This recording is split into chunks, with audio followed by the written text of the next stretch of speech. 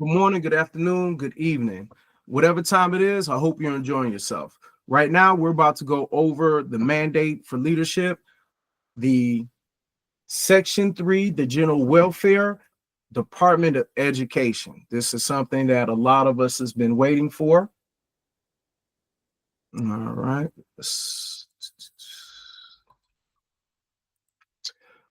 We're going to be starting on page 319, Lindsay M. Brooke.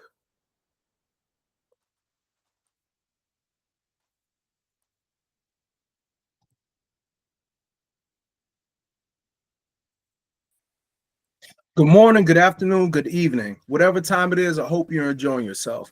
You're here with Enil, and what we're about to do is go through the next chapter dealing with energy. We just went through the Department of Education, that chapter. Now we're about to go through energy.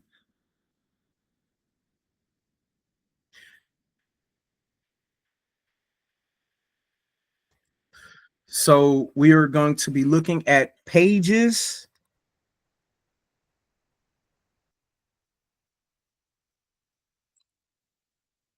363 to about a little bit, I suppose 415, 4716. All right, so let's go ahead and get to it. Again, we're starting on page 363. Well, American energy and science dominance. The next conservative administration should prioritize energy and science dominance to ensure that Americans have abundant, affordable, and reliable energy, create good-paying jobs, support domestic manufacturing and technology leadership, and strengthen national security. Achieving these goals will require bold policy action and reforms that involve the U.S. Department of Energy, DOE, the Federal Energy Regulatory Commission, FERC, and the Nuclear Regulatory Commission, NRC. American energy dominance. Access to affordable, reliable, and abundant energy is vital to America's economy, national security, and quality of life. Yet ideologically driven government policies have thrust the United States into a new energy crisis just a few short years after America's energy renaissance, which began in the first decade of the 2000s, transformed the United States from a net energy importer, oil and natural gas, to energy independence and then energy dominance. Americans now face energy scarcity, an electric grid that is less reliable, and artificial shortages of natural gas and oil despite massive reserves within the United States, all of which has led to higher prices that burden both the American people and the economy. The new energy crisis is caused not by a lack of resources, but by extreme green policies. Under the rubrics of combating climate change and ESG, environmental, social, and governance, the Biden administration, Congress, and various states, as well as Wall Street investors, international corporations, and progressive special interest groups, are changing America's energy landscape. These ideologically Department of Energy and related commissions Bernard L. McNamee 364 mandate for leadership, the conservative promise-driven policies are also directing huge amounts of money to favored interests and making America dependent on adversaries like China for energy. In the name of combating climate change, policies have been used to create an artificial energy scarcity that will require trillions of dollars in new investment, supported with taxpayer subsidies, to address a problem that government and special interests themselves created. The result has been increased energy costs that hurt individuals and families, especially low-income Americans and seniors on fixed incomes, make businesses that create the jobs that drive our economy and quality of life less competitive, and make America less energy secure. Moreover, increased energy scarcity will allow government, either directly or through access to banks and Wall Street investors, to decide who is worthy to receive funding for energy projects. In the end, government control of energy is control of people and the economy. This is one reason why the trend toward nationalization of our energy industry through government mandates, bans on the production and use of oil and natural gas, and nationalization of the electric grid is so dangerous. At the same time, adversaries like China, Russia, North Korea, Iran, and non-state actors are constantly engaged in cyber attacks against our energy infrastructure. We have already seen what supposedly minor attacks, such as the cyber attack on the Colonial Oil Pipeline 1 or the physical attack on electric infrastructure in North Carolina 2 can do. A coordinated cyber and physical attack on natural gas pipelines and the electric grid during an extended cold spell could be catastrophic. Yet the current administration's first concern is plowing taxpayer dollars into intermittent wind and solar projects and ending the use of reliable fossil fuels. A conservative president must be committed to unleashing all of America's energy resources and making the energy economy serve the American people, not special interests. This means that the next conservative administration should promote American energy security by ensuring access to abundant, reliable, and affordable energy. Affirm an all of the above energy policy through which the best attributes of every resource can be harnessed for the benefit of the American people. 365 Department of Energy and related commissions support repeal of massive spending bills like the Infrastructure Investment and Jobs Act, IIJA, 3 and Inflation Reduction Act, IRA, 4 which established new programs and are providing hundreds of billions of dollars in subsidies to renewable energy developers, their investors, and special interests, and support the rescinding of all funds not already spent by these programs. Unleash private sector energy innovation by ending government interference in energy decisions. Stop the war on oil and natural gas. Allow individuals, families, and business to use the energy resources they want to use and that will best serve their needs. Secure and protect energy infrastructure from cyber and physical attacks.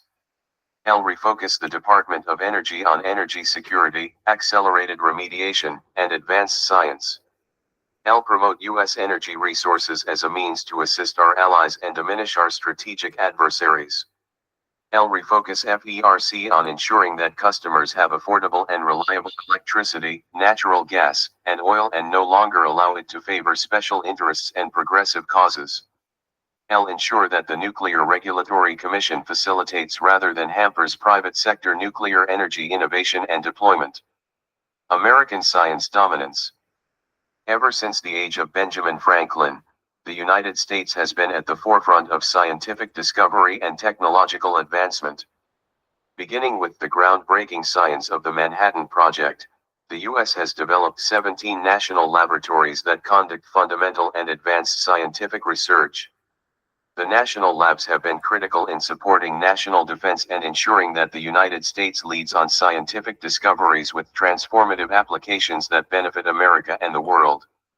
In recent years, however, U.S. science has been under threat. Externally, adversaries like the Chinese military have been engaged in scientific espionage, infiltrating taxpayer-funded scientific research projects, and funding their own science research. In addition, the national labs have been too focused on climate change and renewable technologies. 366 Mandate for leadership.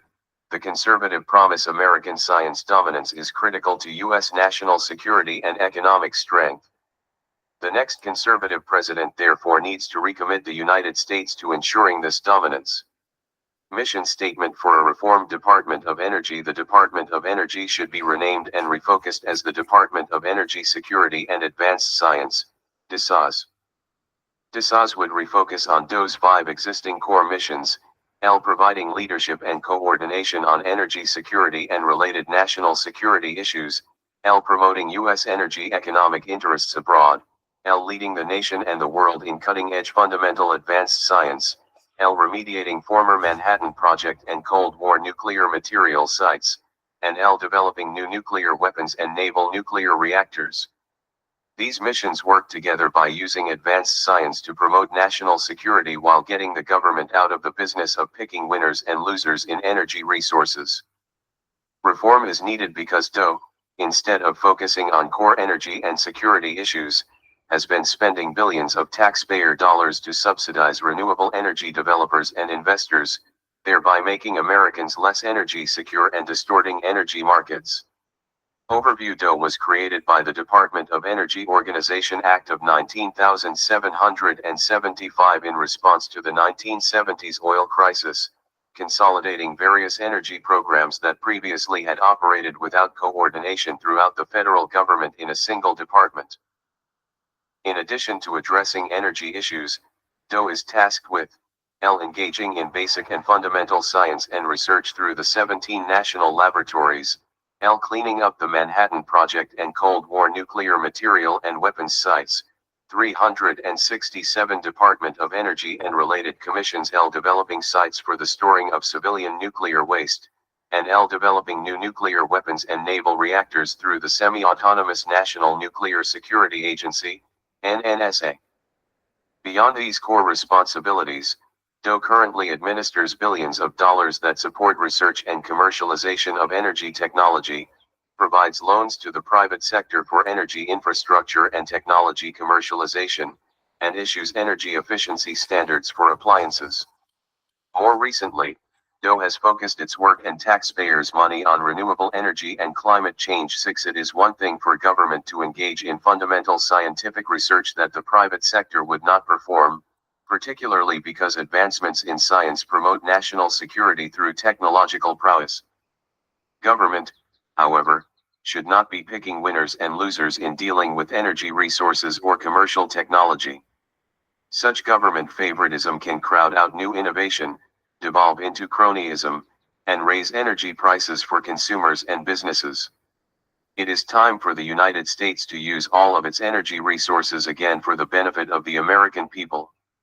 New policies, energy to ensure that the American people have access to abundant, affordable, and reliable energy. DSA's energy role should be focused on working with the energy industry and networks to ensure energy infrastructure security through science and coordination with the private sector. Assessing international energy issues that constitute threats to U.S. national security. Promoting U.S. energy resources as a means to assist our allies, diminish our strategic adversaries, and ensure the existence of markets that will support domestic energy production. Pursuing early and advanced science, including materials science, that is related to energy and national security. Developing the leadership necessary for the disposal of commercial and government-spent nuclear fuel. 368 Mandate for leadership. The conservative promise national energy security. Protecting American infrastructure from cyber and physical threats, both natural and human, is vital to national security, the economy, and the well-being of the American people. Protecting and advancing these national security interests is a proper role for the federal government. DSA should focus on studying threats to the electric grid, natural gas, and oil infrastructure, sharing such information with the energy industry, promoting the reliability and security of energy resources and infrastructure, and developing strategies and technologies to combat threats by working with the national labs. The following offices would report to the DSA's Under-Secretary of Energy Security: 1. Office of Cybersecurity, Energy Security, and Emergency Response, CSER, elevated to an Assistant Secretary. CSER would work with the existing or reconstituted versions, as described in more detail below, of the Office of Electricity, OE, Office of Nuclear Energy, NE, Office of Fossil Energy, FE, currently the Office of Fossil Energy and Carbon Management, FECM, Office of Energy Efficiency and Renewable Energy, DERE, and the Strategic Petroleum Reserve, SPR, to identify and address threats to energy infrastructure. 7. Instead of trying to decarbonize the American economy and allocating taxpayer dollars for commercialization of energy technologies, these offices would focus on energy security by identifying threats to energy supplies and infrastructure, developing strategies to address those threats, and funding fundamental science and technology where appropriate. 2. Office of Electricity, Assistant Secretary. 3. Office of Nuclear Energy, Assistant Secretary. 4. Office of Fossil Energy, Assistant Secretary, with Carbon Management deleted from its title and purpose. 5. Office of Energy Efficiency and Renewable Energy, Assistant Secretary. 6. Strategic Petroleum Reserve, standalone or part of CSER. L. Eliminate special interest funding programs. Many DOE energy funding programs are not targeted on fundamental science and technology. Instead, they focus more on commercialization and act as subsidies to the 369 Department of Energy and related commissions private sector for government-favored resources. The DOE Office of Clean Energy Demonstrations, OCED, Office of State and Community Energy Programs, ARPA-E, Office of Grid Deployment, OGD, and DOE loan program should be eliminated or reformed. If they continue to exist, FECM, NE, OE, and EERE should focus on fundamental science and technology issues, particularly in relation to cyber and physical threats to energy security, rather than subsidizing and commercializing energy resources. L. Eliminate political and climate change interference in DOE approvals of liquefied natural gas, LNG, exports. In addition, Congress should reform the Natural Gas Act 8 to expand required approvals from merely nations with free trade agreements to all of our allies, such as NATO countries. L. Focus the Federal Energy Management Program, FEMP, on ensuring that government buildings and operations have reliable and cost-effective energy. FEMP should stop using taxpayer dollars to force the purchase of more expensive and less reliable energy resources in the name of combating climate change. L. Ensure that information provided by the U.S. Energy Information Agency, EIA, a data and statistical organization, is data neutral. L. Focus FERC on its statutory obligation to ensure access to reliable energy at just, reasonable, and non-discriminatory rates. FERC is a 5-member commission created under the DOE Organization Act that regulates the wholesale sales and transmission of electricity, promotes electric reliability through standards, permits natural gas pipelines and LNG export facilities, sets natural gas pipeline shipping rates, and sets oil pipeline shipping rates. It is an economic regulator and should not make itself a climate regulator. L. Streamline the nuclear regulatory requirements and licensing process. Such changes would help to lower costs and accelerate the development and deployment of civilian nuclear, such as advanced nuclear reactors, including small modular nuclear reactors. The Nuclear Regulatory Commission, NRC, is commission tasked with the licensing of civilian nuclear reactors and power plants and regulating other uses of nuclear materials, such as nuclear medicine. Although it is not a DOE agency, its jurisdiction over nuclear reactor, fuel, safety, and trade issues often relates to or impinges on DOE's jurisdiction. 370 Mandate for Leadership. The Conservative Promise L. Focus on energy and science issues, not politicized social programs. The next administration should stop using energy policy to advance politicized social agendas.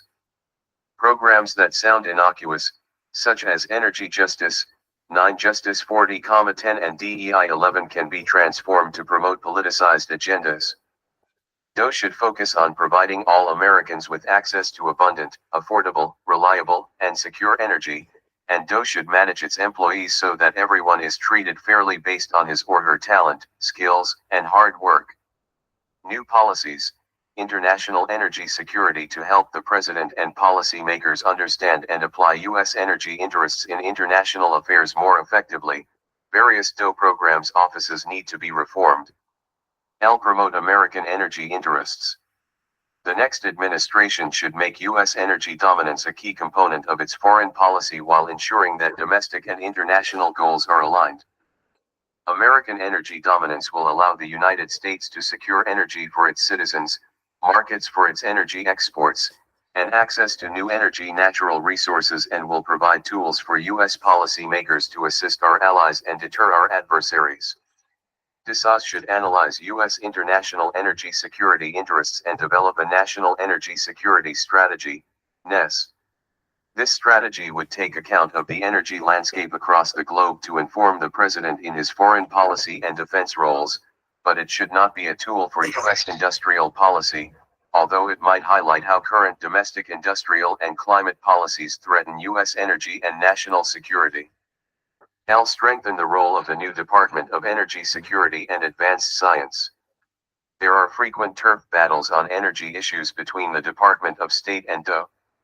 Although the State Department clearly has the policy-making authority under the DOE Organization Act, it tends to ignore the expertise and perspectives that DOE provides. The existing Assistant Secretary for International Affairs should provide the principal support for the DOE Secretary and Deputy Secretary on National Security Council, NSC, activities and should interface with colleagues at the Departments of Defense, State, Treasury, and Commerce, as well as the intelligence community, IC. New policies, advance science to ensure that America continues to lead the world in fundamental science. The national labs should be refocused, and national science policy should be reviewed and coordinated. 371 Department of Energy and related commissions L. Refocus the national labs on fundamental and advanced science. DOE currently oversees 17 national laboratories. The 3 national labs run by DOE's NNSA should continue to focus on national security issues. The remaining 14 science and energy labs should focus on basic research projects. Demonstration and deployment of technology should be left to the private sector. This goal can be achieved by realigning the labs to limit duplication and mission creep and to maximize potential. L. Conduct a whole of government assessment and consolidation of science. Before the start of a new administration, there should be a review of all the federal science agencies. Point 12. This should include a review of the ill-advised attempt to expand the National Science Foundation's mission from supporting university research to supporting an all-encompassing technology transition. Specific to DOE, there should be a review to measure, prioritize, and consolidate DOE programs based on a range of beneficial factors, including degree of relationship to national security, furtherance of energy security, cyber but also international aspects, and importance to scientific discovery/advancement. New policies, remediation of nuclear weapons development programs and civilian nuclear waste, cleaning up the radioactive waste produced in support of the Manhattan Project and the Cold War at America's nuclear development sites is a massive and complicated process led by DOE's Office of Environmental Management. Projected liabilities and costs to be borne by America's taxpayers, according to DOE's FY 2023 budget request, total $887,205 billion.13. In addition, the federal government is required by law to dispose of nuclear waste produced by the private sector, including spent fuel rods from nuclear power plants. The new DSAs should L. Continue DOE's remediation of radioactive waste created by the nuclear weapons projects from the Manhattan Project and Cold War.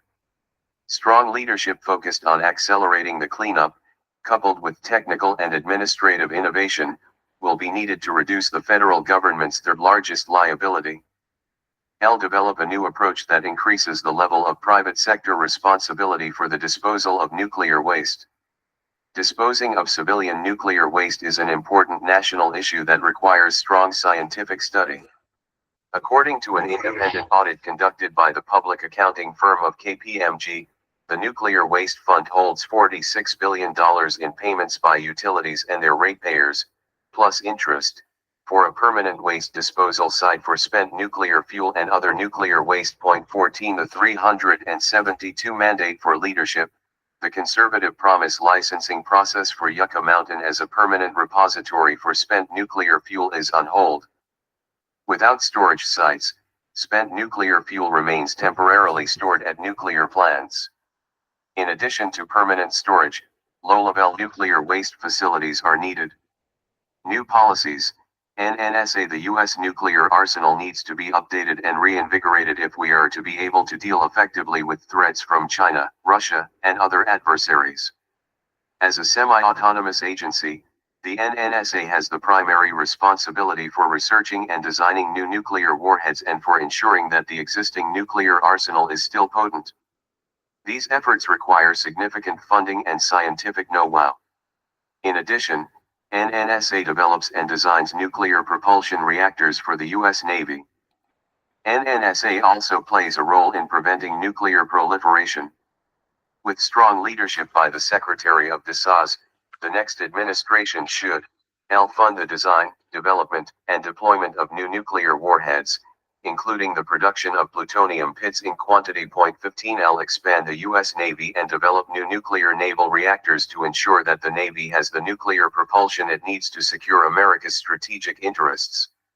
L. End ineffective and counterproductive non-proliferation activities like those involving Iran and the United Nations. Budget dose total FY 2023 budget request, which does not include IIJA, IRA, and CHIPS and Science Act funding, was for $48,183,451,000.16. Many DOE activities are required by various authorization and appropriations bills. To implement many of the policies contained in these proposals, several laws will need to be amended, including the Department of Energy Organization Act, IIJA, IRA, and possibly portions of the CHIPS, creating healthy incentives to produce semiconductors, and Science Act. 17 Ending taxpayer subsidies will promote an all of the above energy policy, lead to more energy resources, reduce costs, and save taxpayers billions of dollars. Office of Cybersecurity, Energy Security, and Emergency Response, CSER, Mission/Overview. CSER's mission is to enhance the security and resilience of U.S. critical energy infrastructure to all hazards, to mitigate the impacts of disruptive events and risk. 373 Department of Energy and related commissions to the sector overall through preparedness and innovation, and to respond to and facilitate recovery from energy disruptions in collaboration with other federal agencies, the private sector, and state, local, tribal, and territory governments. 18 Needed reforms. The threats to U.S. energy infrastructure are real and persistent, and CSER's role. Working to support national security by working with the private sector to ensure energy security is a proper one for government. Though CSER is properly focused on the threat to the grid from inverter-based resources like wind and solar, it needs to focus on the entire energy system, including the interdependence between natural gas and electric generation and cybersecurity. A good first step would be to reinstate an iteration of the Trump administration's Executive Order 13920, securing the United States bulk power system. 19 The Biden administration also placed the Strategic Petroleum Reserves, SPR, and DOE's Federal Power Act 202, C, Authority 20 under the CSER office, which should continue in the next administration. New policies. CSER should be refocused to prioritize the cybersecurity, physical security, and resilience of critical infrastructure. Through research and development, technical assistance to states and industry, and emergency exercises, CSER can make a difference in our energy security posture. Budget. CSER received $177 million for FY 2022 under the Energy and Water Development and Related Agencies Appropriations Bill 2022-21 and $550 million through the Infrastructure Investment and Jobs Act. 22 The FY 2023 budget request is for $202 million. 23 In addition, the White House has sent a letter to Congress requesting additional appropriations of $500 million to modernize the SPR. 24 Office of Electricity, OE, Mission/Overview. OE was created after the 2003 blackouts to improve grid reliability and energy assurance. 25 OE works to defend and promote the reliability and resiliency of the electric grid through power grid modeling and analytics, cyber resilience programs, and coordination with private sector electricity providers. It also works to identify defense critical electric infrastructure. Needed reforms. L. Focus more intently on grid reliability. There are significant cyber, physical, and reliability threats to the electric grid, and it is important. 374 Mandate for leadership. The conservative promise that a government agency with access to national security information develops data and plans to address threats to the grid and assist the private sector in securing it.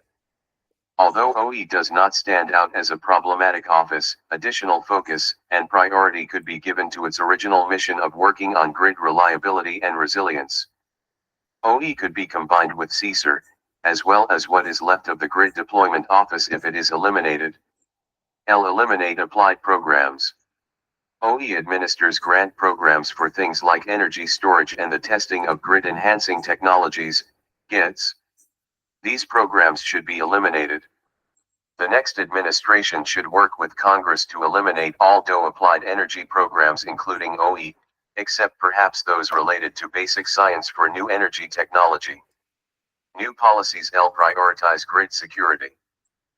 OE, along with CSER if they are combined, should focus on the security of critical infrastructure equipment used in the bulk power system as envisioned in President Trump's May 2020 Executive Order 13920 and a related December 2020 Prohibition Order 26 which was revoked in April 2021 by President Biden. 27 In addition, CSER/OE should 1. Focus on the interdependence of and threats to electric generation and natural gas pipelines.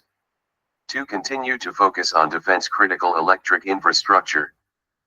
3. Work with FERC and the North American Electric Reliability Corporation, NERC, to ensure that there is sufficient dispatchable on-demand generation available to generate the electricity the grid needs when intermittent generation like wind and solar is not available. End funding of programs for commercial technology and deployment. The next administration should work with Congress to eliminate non-essential funding of commercial technology and deployment. These activities can be conducted by the private sector.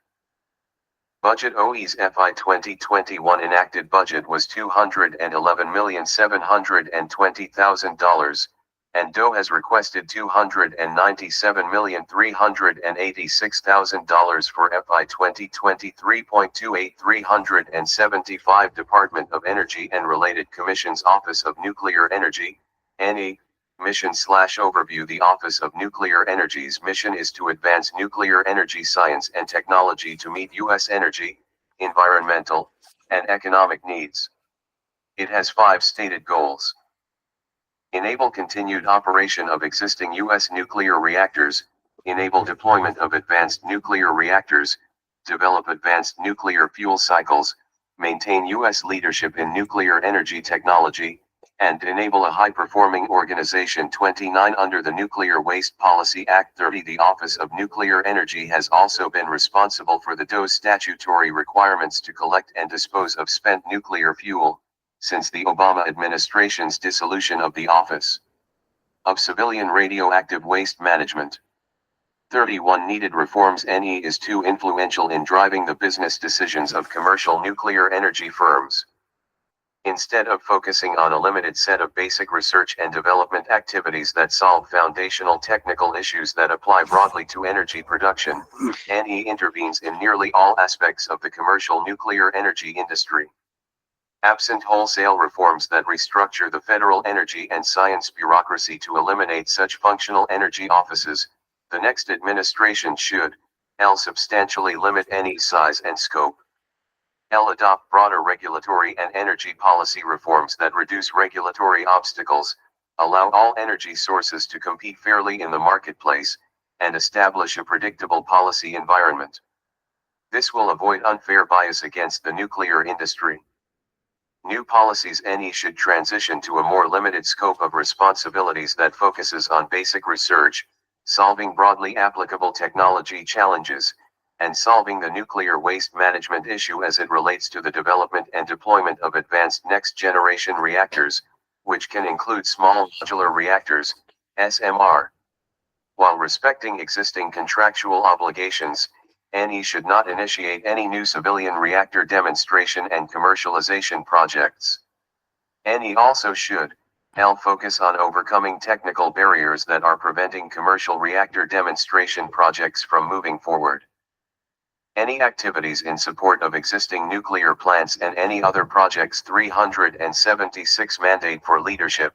The conservative promise directed toward commercialization, including licensing support, should be shouldered by the private sector. Reorganize its remaining activities into 3 basic lines of responsibility: nuclear fuels across the fuel cycle, reactor technology, and civilian radioactive waste. Budget. The above reforms would cost substantially less than the $1,675,060,000 requested for FY 2023.32 legislation, such as the IIJA placed additional funding for new reactor demonstration projects outside of NE. These responsibilities and their associated funds should be moved to NE as appropriate. NE should not simply add or subtract programs, as some programs may help to support NE's new priorities. The better approach would be to build a new budget and program strategy that accounts for related DOE programs and submit a new budget request reflecting NE's new priorities. Office of Fossil Energy and Carbon Management, FECM, Mission/Overview. DOE is authorized by law to increase the conversion efficiency of all forms of fossil energy, reduce costs, improve environmental performance, and increase the energy security of the United States. 33 In recent years, the Office of Fossil Energy, FE, has been transformed from its statutory role of improving fossil energy production to one that is focused primarily on reducing the carbon dioxide emissions from fossil fuel extraction, transport, and combustion.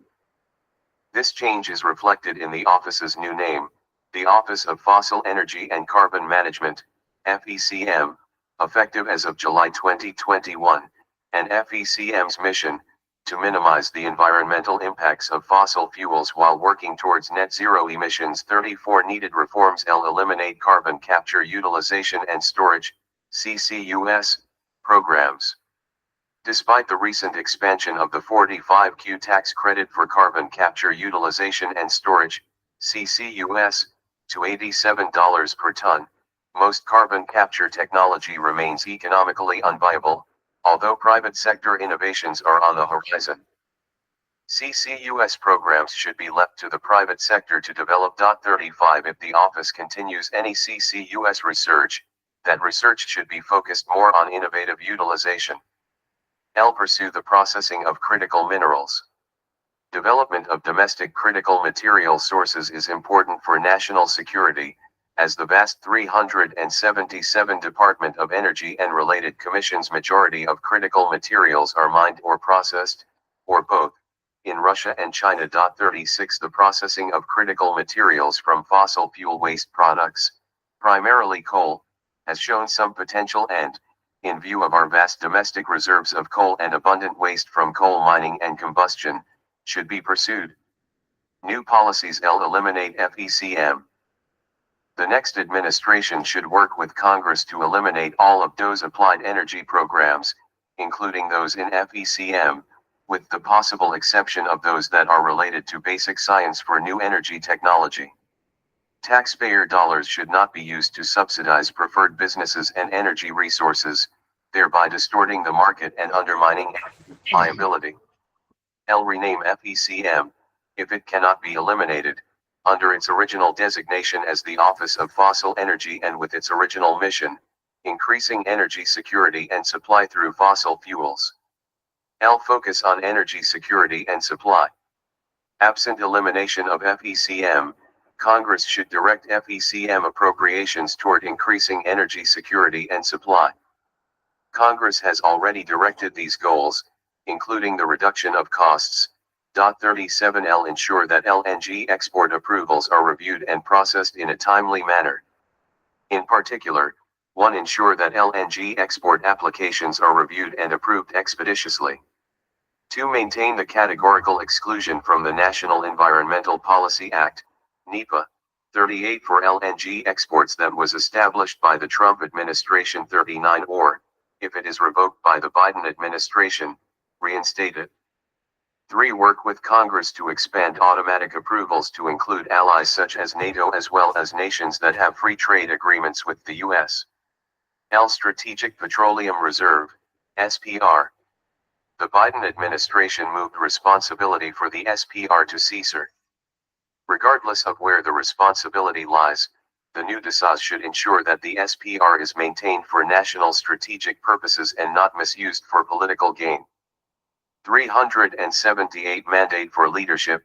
The conservative promise budget. The FY 2023 budget request for FECM was approximately $893.20 million. 40 FECM's requested appropriation can be compared to the more than $4.0 billion requested for the Office of Energy Efficiency and Renewable Energy. 41 The disparity in funding demonstrates how DOE's research activities and substantial portions of its organizational structure are now focused entirely on the reduction of CO2 emissions rather than energy access or energy security.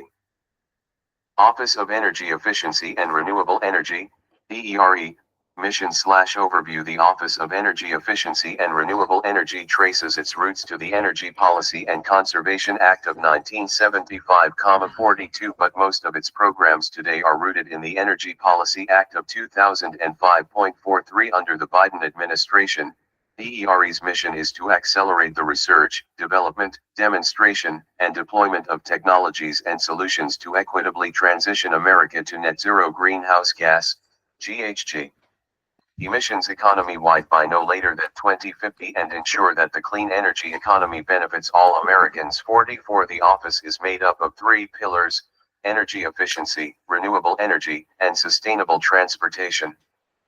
Needed reforms. And the focus on climate change and green subsidies. Under the Biden administration, DERE is a conduit for taxpayer dollars to fund progressive policies, including decarbonization of the economy and renewable resources. DERE has focused on reducing carbon dioxide emissions to the exclusion of other statutorily defined requirements such as energy security and cost.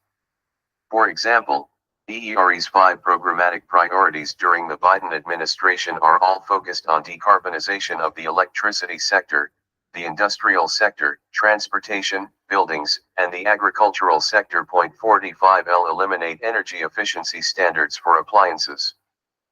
Pursuant to the Energy Policy and Conservation Act of 1975 as amended, the agency is required to set and periodically tighten energy and/or water efficiency standards for nearly all kinds of commercial and household appliances, including air conditioners, furnaces, water heaters, stoves, clothes washers and dryers, refrigerators, dishwashers, light bulbs, and showeriads. Current law and regulations reduce consumer choice, drive up costs for consumer appliances, and emphasize energy efficiency to the exclusion of other important factors such as cycle time and reparability. 379 Department of Energy and related commissions. New policies. Eliminate DERE.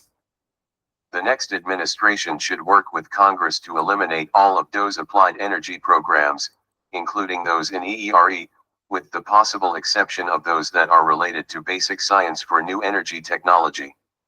Taxpayer dollars should not be used to subsidize preferred businesses and energy resources, thereby distorting the market and undermining energy reliability. Reduce EERE funding. If EERE cannot be eliminated, then the administration should engage with Congress and the House and Senate Appropriations Committees on EERE's budget.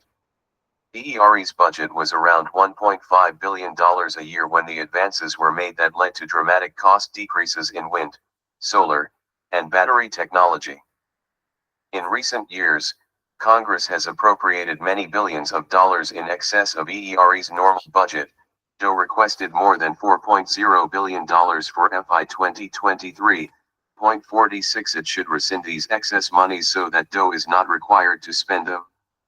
If funding cannot be reduced, then it should be reallocated to more fundamental research and less toward commercialization and deployment. Focus on fundamental science and research. If EERE cannot be eliminated, then the administration should focus on broader and more fundamental energy research, consistent with law. The Biden administration is too focused on deploying technologies instead of relying on the private sector. Moreover, under the Biden administration, EERE is too focused on decarbonization and not at all on the cost of energy. Eliminate energy efficiency standards for appliances. The next administration should work with Congress to modify or repeal the law mandating energy efficiency standards. Before, or in lieu of, repealing the law, there are steps the agency can take to refocus on the consumer by giving full force to the provisions already in the law that serve to limit regulatory overreach and protect against excessively stringent standards. For example, the Trump DOE prioritized the relatively few appliance regulations that were likely to save consumers the most energy and refrained from those whose modest benefits are unlikely to justify the costs. It also took steps to ensure that any new standards do not compromise product quality or eliminate any features. These and other consumer protections are in the statute but have often been ignored. 380 Mandate for Leadership. The conservative promise budget EERE was funded at slightly more than $2.8 billion in FY 2021, and DOE requested slightly more than $4.0 billion for FY 2023.47. Congress needs to rescind the appropriated monies that EERE has not spent and begin fresh with new appropriations. Grid Deployment Office, GDO. Mission/overview. The Grid Deployment Office was established to implement parts of the Infrastructure Investment and Jobs Act. Pursuant to the IIJA, GDO administers funds appropriated by Congress to support transmission expansion and low/zero carbon resources. In addition, GDO is developing studies of the electric grid to address congestion, enhance reliability and resilience, and promote clean energy. 48 Needed reforms end grid planning and focus instead on reliability. FERC and NERC have the primary responsibility for addressing reliability. States have the primary authority to site and permit transmission lines, and regional transmission organizations assist in planning regional transmission needs for parts of the country, but Congress granted some grid planning and siting authority to FERC and DOE through the Energy Policy Act of 2005 and IIJA, as well as grid funding through the Inflation Reduction Act.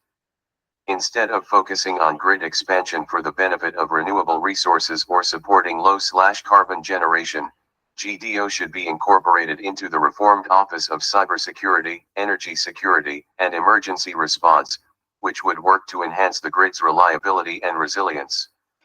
To the extent that they remain in effect, the funding programs that GDO oversees and administers should emphasize grid reliability, not renewables expansion.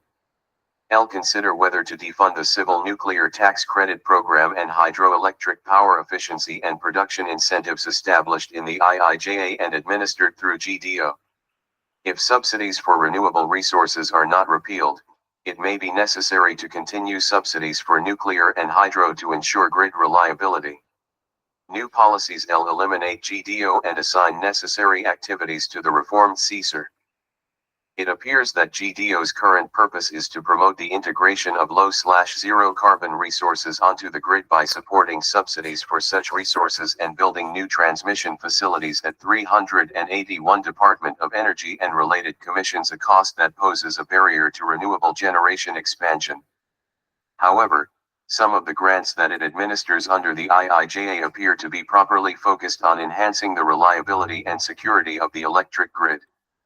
They should be reassigned to the reformed and expanded CSER. DOE/GDO's role in grid planning for the benefit of renewable developers. Under the Energy Policy Act of 2005 and IIJA, DOE is to perform grid congestion studies and has authority to identify national interest electric transmission corridors, NEIC. Under the Biden administration, GDO is working on a national transmission planning study and is administering $2.5 billion to support nationally significant transmission lines, increase resilience by connecting regions of the country, and improve access to cheaper clean energy sources. 49 fund most GDO programs. GDO oversees nearly $20 billion in new appropriations created by the IIJA, including a grid modernization grant program, the Transmission Facilitation Program, and the Civil Nuclear Credit Program, among others.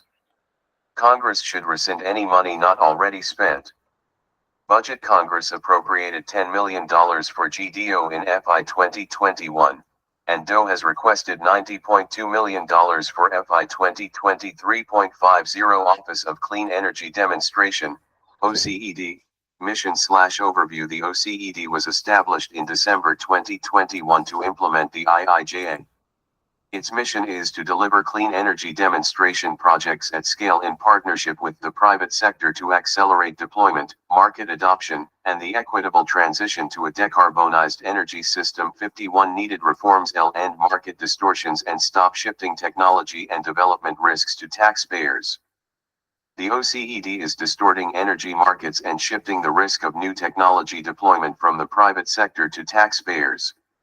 The IIJA provided more than $20 billion in government subsidies to help the private sector deploy and market clean energy and decarbonizing resources. Government should not be picking winners and losers and should not be subsidizing the private sector to bring resources to market. 382 Mandate for leadership. The conservative promise new policies eliminate OECD. The next administration should work with Congress to eliminate all DOE energy demonstration programs, including those in OECD.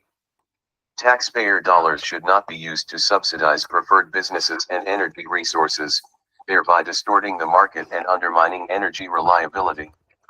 Refocus on resources that will support reliability. To the extent that the various energy research and development funding authorities cannot be repealed, funded projects should be consistent with the programmatic goals of the next administration. For example, the already awarded Advanced Reactor Demonstration Program should help to move SMRs from pilot scale to commercialization and in the process address material, fuel, and regulatory issues that would pose deployment risk to utilities and Wall Street. Budget DOE's FY 2023 budget request includes $214 million to initiate a new $150 million competition to support demonstrations that address integration issues of renewable energy into the U.S. transmission and distribution grids. 52 over the $21.5 billion provided by the Bipartisan Infrastructure Law. 53 supports several OECD programs, Advanced Reactor Demonstration Projects, $2.5 billion. Carbon Capture Large-Scale Pilot Projects, $937 million. Carbon Capture Demonstration Projects Program, $2.5 billion. Clean Energy Demonstration Program on Current and Former Mineland, $500 million. Energy Improvements in Rural or Remote Areas, $1 billion. Industrial Demonstrations Program, $6.3 billion. Long Duration Energy Storage Demonstrations, $505 million. Regional Clean Energy Hubs, $8 billion. Regional Direct Air Capture Hubs, $3.5 billion. 383 Department of Energy and related commissions personnel. By drawing resources from across the DOE, the OECD has already grown to 70 personnel in 6 months. If OECD is eliminated, those positions can be eliminated. If OECD is reduced, its personnel can be reduced to fit its scope. Loan Program Office, LPO, Mission/Overview. LPO's mission is to finance next-generation U.S. energy infrastructure, serve as a bridge to bankability for breakthrough projects and technologies, and de-risk them at early stages of investment so they can be developed at commercial scale and achieve market acceptance. 55 The Biden administration directed the program to subsidize the administration's net zero energy transition away from conventional fuels by 2050 and to promote union jobs and domestic supply chains. 56 The LPO coordinates with the U.S. Treasury Federal Financing Bank and is organized into 7 divisions: outreach and business development, origination, portfolio management, risk management, technical and project management, legal, and management and operation. Its loan programs were originally designed as temporary programs but have since been amended and expanded. Specifically, the IRA expanded the authority in LPO's existing programs, 1,703, ATVM, and Tribal Energy Finance, by $100 billion. IRA also created the Energy Infrastructure Reinvestment, EIR, financing program, 1,706, which can support up to $250 billion in loan authority. The Code 2 Infrastructure Finance and Innovation Act, SIFIA, authorized by the Bipartisan Infrastructure Law, appropriates $2.1 billion to support approximately $25 billion in flexible, low-interest loans. This new legislation will create jobs and wealth, address environmental justice and equity priorities, and strengthen our energy security and supply chains. Point 57 Needed reforms. Taxpayers should not be backing risky business ventures or politically preferred commercial enterprises. To save tax dollars and reduce current risk, the new administration, L, should not back any new loans or loan guarantees. L should seek to sunset DOE's loan authority through Congress and eventually eliminate the Loan Program Office. 384 Mandate for leadership. The conservative promised DOE-backed loans and loan guarantees put taxpayers at undue risk, distort private sector investment decisions, shift private money toward projects with political support, and create additional barriers to entry for companies that are outside of the government's definition of innovative or for companies that choose not to participate. New policies. To the extent that DOE loan programs cannot be repealed, the new administration should L, strengthen due diligence and increase transparency in DOE loan programs. L, limit the use of new loan or loan guarantee authority to projects that will promote the reliability and resilience of the electric grid and other energy infrastructure and support national security objectives. L, establish clear mandatory qualifications requiring applicants to comply with the Uyghur Forced Labor Prevention Act 58 and to certify that they are not financed with any other local, state, or federal taxpayer-backed loan, loan guarantee, or bond, such as a state green bank. Advanced Research Projects Agency, Energy, ARPA, E. Mission/Overview. ARPA, E was created in 2007 as part of the America Competes, creating opportunities to meaningfully promote excellence in technology education. Act. Point 59 Its statutory goals are to enhance the economic and energy security of the United States through the development of energy technologies that reduce imports of energy from foreign sources, reduce energy-related emissions, including greenhouse gases, improve the energy efficiency of all economic sectors, and ensure that the United States maintains a technological lead in developing and deploying advanced energy technologies. 60 Some in Congress see ARPA, E as beneficial because the Competes Act provides it with more bureaucratic flexibility than other federal programs are allowed. Its goals are essentially the same as those of DOE's applied energy offices, but its structure is different, and it is focused around individual programs instead of around offices with longer-term agendas. 385 Department of Energy and related commissions. Needed reforms. L, stop risking taxpayer dollars as venture capital for the private sector. ARPA, E tends to see its mission as bringing technology from idea to commercialization. Often called the investment trough, ARPA, E is effectively funding projects that the private sector is unwilling to fund. Taxpayers should not in effect be picking winners and losers and having their dollars at risk but not gaining the economic rewards of success. L, end duplicative efforts. Another problem is that ARPA, E's mission is similar to the missions of DOE's applied energy offices. If DOE's applied energy offices are doing their jobs correctly, they will use funding opportunities announcements, prizes, lab calls, and other funding mechanisms that are needed to accomplish a specific goal. In other words, ARPA, E is at best duplicating the work done by other DOE offices. New policies. L, eliminate ARPA. E. The next administration should work with Congress to eliminate ARPA, E. The agency is unnecessary, risks taxpayer dollars, and interferes with risk-benefit decisions that should be made by the private sector.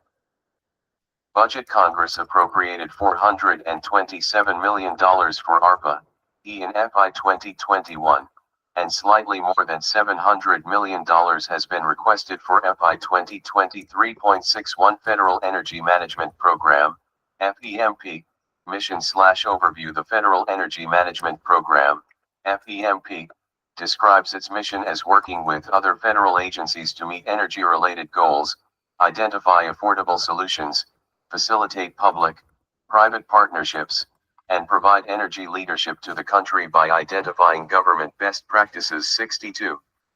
Congress has created a number of energy and energy efficiency requirements and guidelines for federal agencies 63, and FEMP works with those agencies to help them meet their congressionally mandated goals. Needed reforms. As the world's largest single energy consumer, the federal government should use energy efficiently and cost-effectively, especially because the taxpayer is paying the energy bills. The Obama administration required the federal government to set extra statutory and aggressive goals regarding the use of renewable 386 mandate for leadership, the conservative promise energy.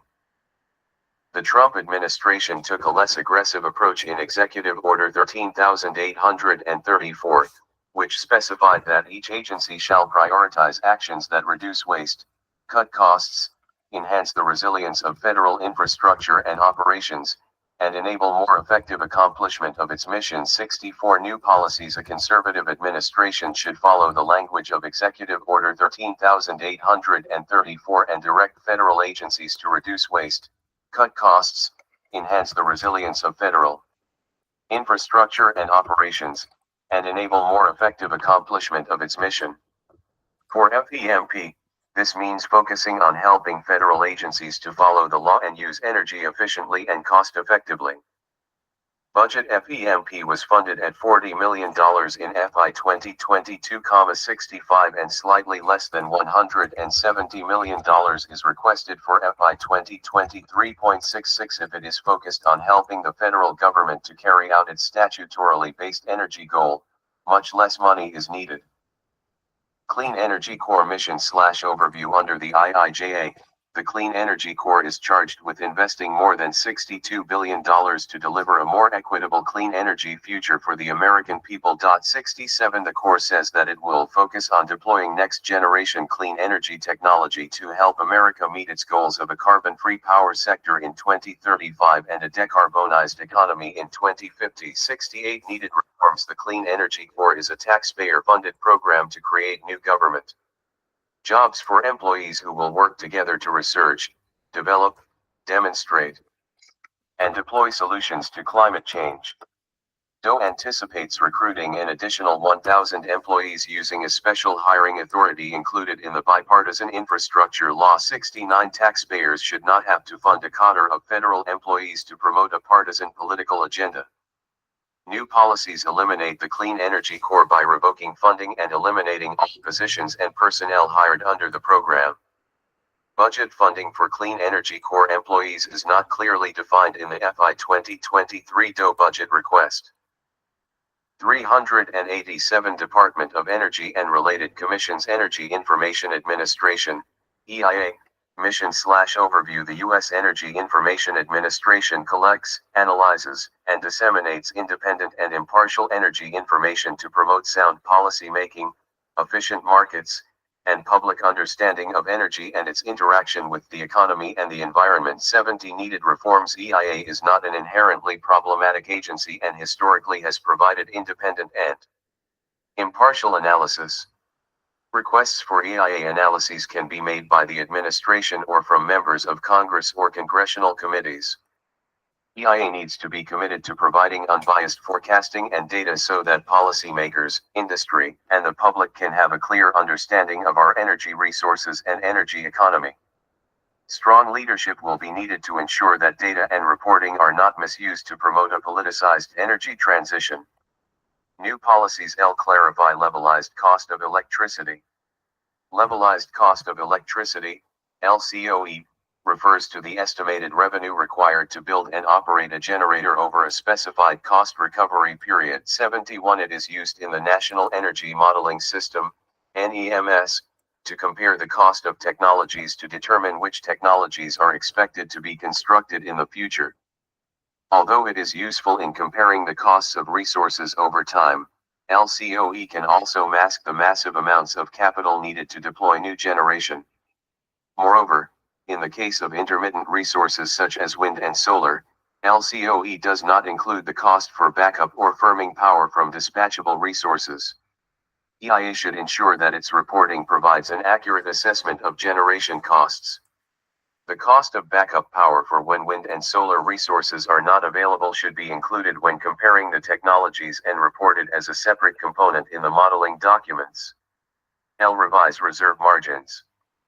EIA, in conjunction with FERC, NERC, regional transmission organizations, RTOS, and the electric industry, should change how electric grid reserve margins are defined and calculated. In the past, reserve margins have looked at the amount of nameplate capacity on the grid to serve peak load plus a reserve. With the increasing number of intermittent, non-dispatchable resources like wind and solar, peak load and reserve margins need to be re-evaluated. Reserve margins need to be timed to load changes throughout the day and consider the availability of dispatchable on-demand resources to meet load when renewables may not be available. 388 Mandate for Leadership. The Conservative Promise update reports on the impacts of federal financial interventions and subsidies. EIA's most recent report on federal financial interventions and subsidies was issued in April 2018.72. This is an important analysis because it clearly shows the level of the federal government's intervention in each area of the energy system for a given fiscal year. In the past, EIA performed the analysis pursuant to a request from Congress or the administration. This report should become a project that is performed annually or every other year as part of EIA's base program. Ensure the objectivity of the International Energy Outlook, IEO. In the past, EIA published the IEO every year. It is now published every 2 years. IEO forecasts are important because the International Energy Agency's forecasts in its annual World Energy Outlook are becoming unrealistic and politically oriented to push Europe's climate goals. EIA forecasts should be based on current laws and regulations and should not be used to promote favored policies. Assess the case for privatization. There are some who think that EIA should be privatized. The cost savings to taxpayers should be considered. On the other hand, EIA has generally demonstrated neutral data presentation that is helpful to policymakers and the private sector.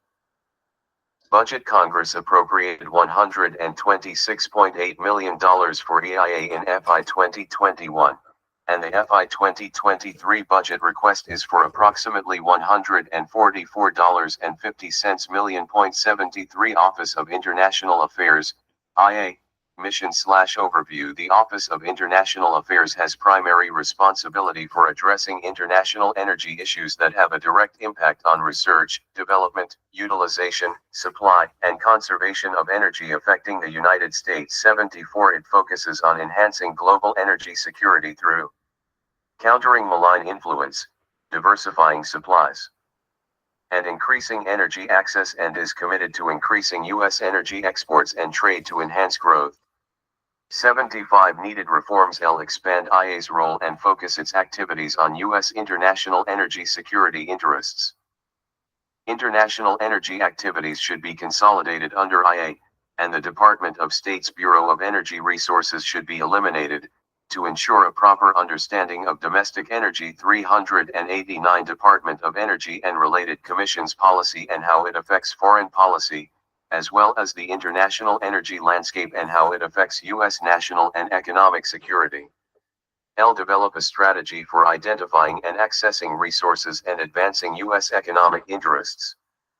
America has recently become a net energy exporter, but it still imports large amounts of essential energy resources such as oil and natural gas, as well as such materials as uranium, including yellowcake, lithium, certain rare earth minerals, and energy generation and transmission components and technology.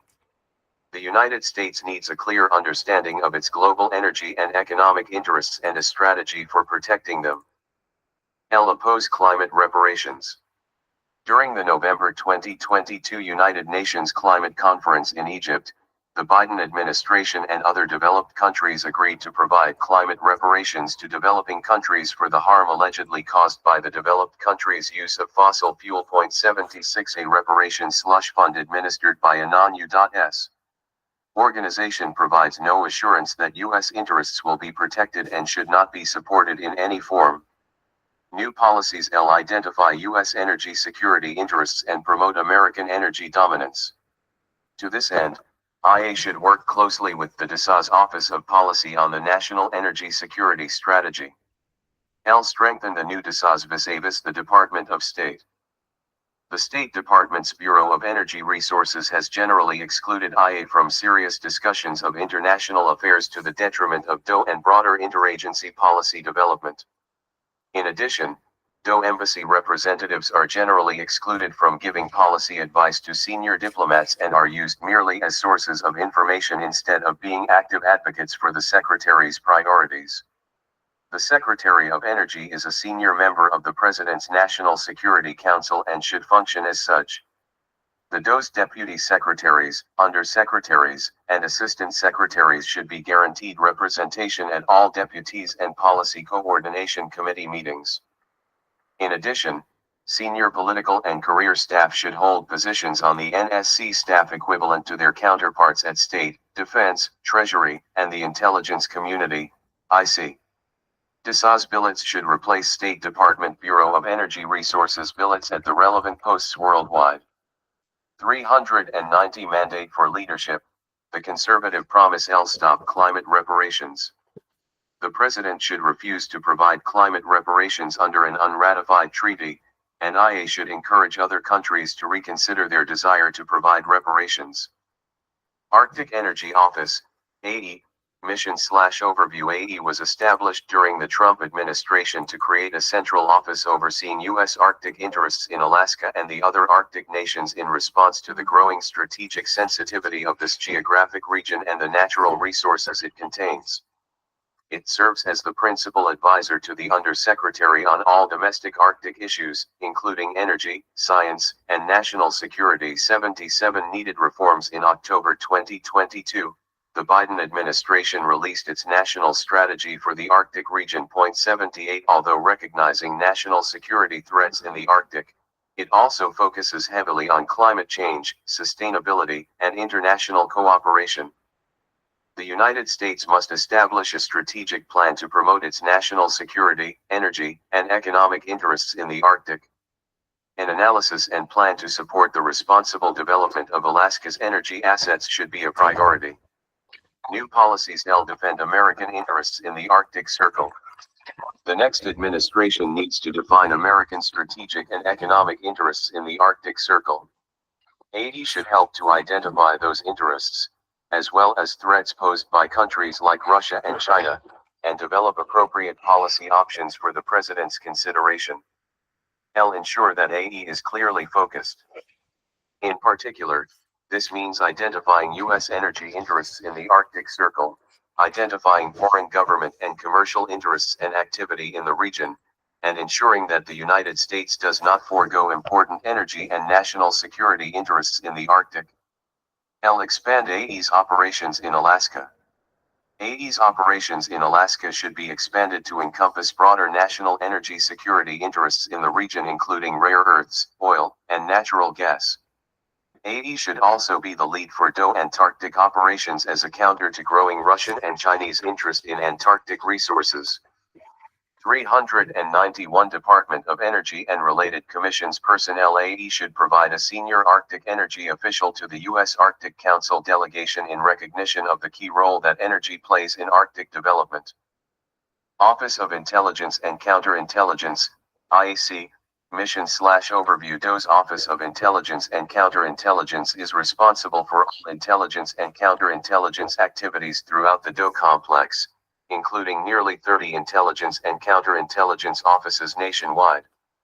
It leverages the Energy Department's unmatched scientific and technological expertise in support of policymakers as well as national security missions in defense, homeland security, cybersecurity, intelligence, and energy security, and is a member of the U.S. intelligence community. 79 Needed reforms. Robust security protocols are necessary to protect DOE technology and innovations from foreign penetration and espionage.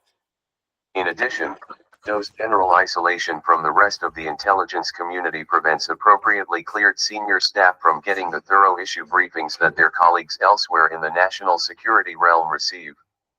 New policies improve accountability and utilization. IAC should be led by a qualified appointee and report directly to the Secretary and Deputy Secretary. IAC will require strong political leadership, which means finding an appointee with an IC background. In addition, upgrading the new DSAS's general security posture would require the Secretary's direct intervention to improve protocols and access the necessary resources from the rest of the IC. This would not be achievable at a lower level. Office of Policy, OP, Mission/Overview OP has taken various roles over different administrations. During the Obama administration, OP was a large office and was tasked with drafting the Quadrennial Energy Review, QER. The Trump administration shut down the QER and gave OP a leaner research and advisory role. Under the Biden DOE, OP appears to be focused on preparing reports on climate change and renewables. 8392 Mandate for Leadership, the conservative promise needed reforms will help to develop policy. Because the appointees running DOE's various program offices are properly focused on managing their programs, not enough thought is given to identifying future challenges and developing potential solutions to benefit the American people. Will help to ensure that policies are properly implemented. Policy initiatives from the Secretary are often understood or implemented inconsistently by program offices. OP can help the Secretary to ensure that important policy initiatives are implemented, particularly when they involve multiple program offices. New policies will develop a national energy security strategy. OP could be tasked with developing a national energy security strategy for the Secretary. This strategy could be prepared in conjunction with the White House National Security Strategy and the DoD National Defense Strategy to convey these priorities to Congress and design policy initiatives for their implementation. Such a strategy could summarize cyber and physical threats to energy infrastructure, challenges involved in obtaining rare earth minerals to support domestic energy production and consumption, and foreign actions that threaten U.S. energy security and dominance. However, it would be important to guard against attempts to transform the strategy into a government-led industrial policy or, in a progressive administration, an economy-wide climate policy. Office of Technology Transitions, OT, Mission/Overview. The Secretary of Energy authorized the creation of this office in 2015. Its mission is to expand the public impact of the department's research, development, demonstration, and deployment, RDD&D, portfolio to advance the economic, energy and national security interests of the nation.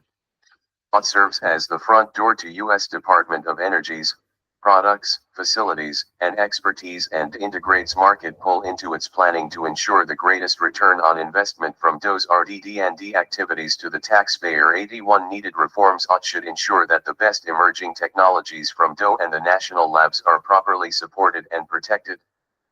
Because America's technological edge is a key national security asset, and in view of China's predatory thefts of intellectual property, OT should 393 Department of Energy and related commissions will ensure that R&D funds are used for projects that protect and advance that edge.